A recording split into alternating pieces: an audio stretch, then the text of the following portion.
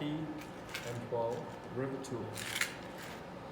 One of those things that is kind of overkill no matter what, but if you hate putting in hundreds of rivets at a time by hand, it's pretty luxurious, honestly. Simple as that. It's pretty hefty, I will say. It's pretty bulky, but the clearance that you get, which this way head on,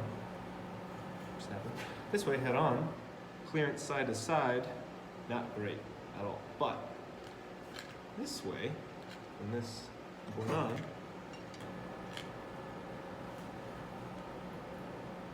it's not bad. It's about 5/8 if you're against the ground. It's about 5/8 from that. Trying to make this work. Tripod is probably a good idea. Yeah, it's a simple tool. Nothing fancy about it, but gets the job done. That's what's important. So for this job, building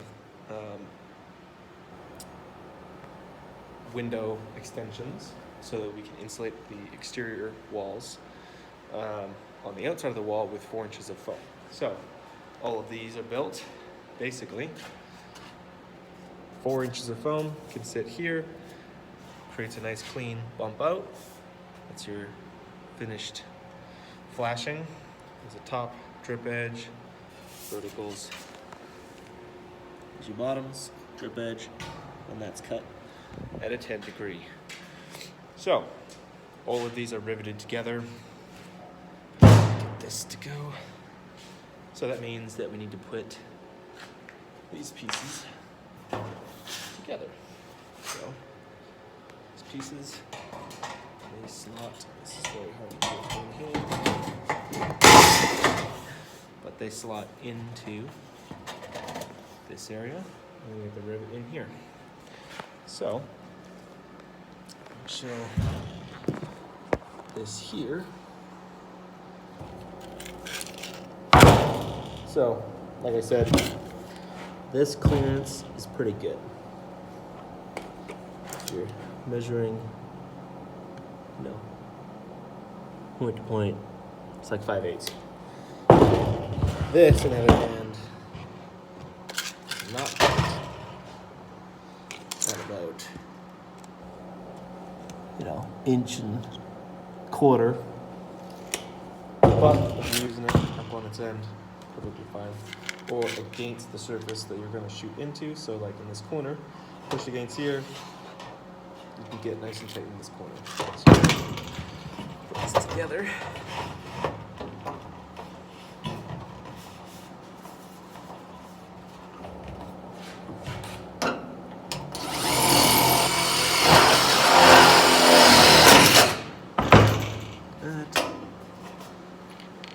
Just take your rivet, pop it in there, feed it into the thing. Done. You got rivets on there. Pulls it. Standard amount of tightness. Nothing fancy.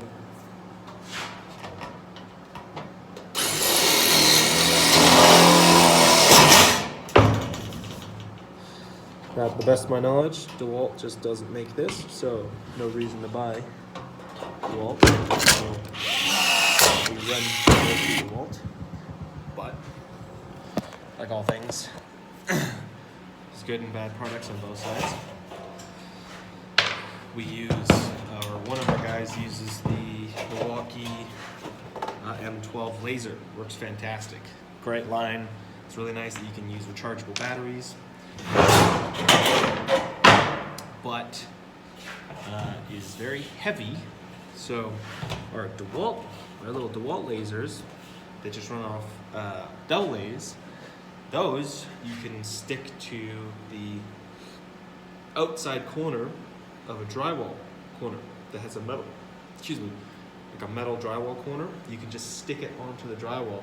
The magnets are strong enough and it's light enough to stick to that. The Milwaukee one is not powerful, but Milwaukee one lasts longer, is stronger. Those magnets are insanely strong.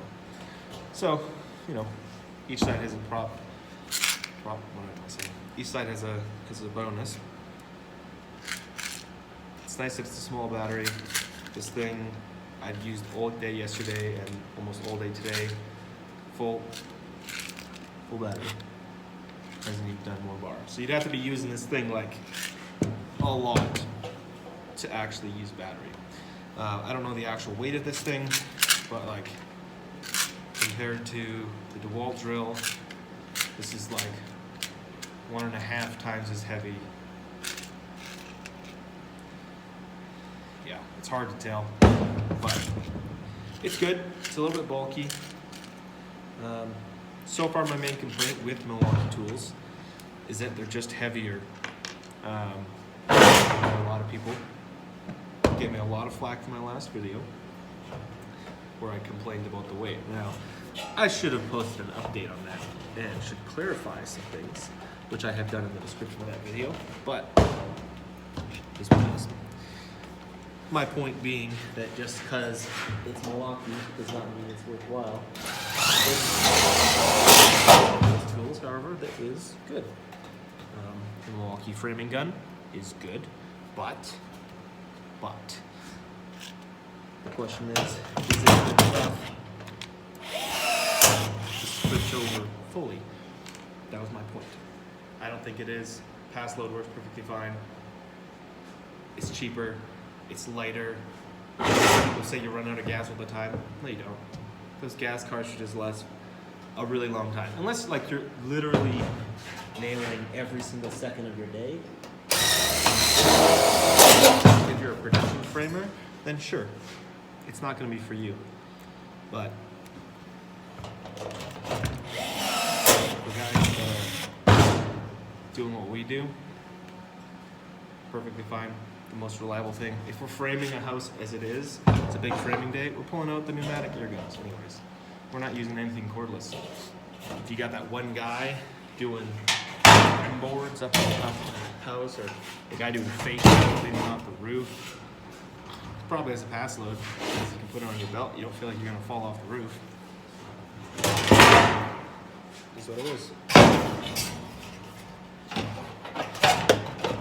It's not that it's a bad tool, it's just not optimized for what we do. So, this thing so far, my only downside is that it's just bulky and heavy, but it's all your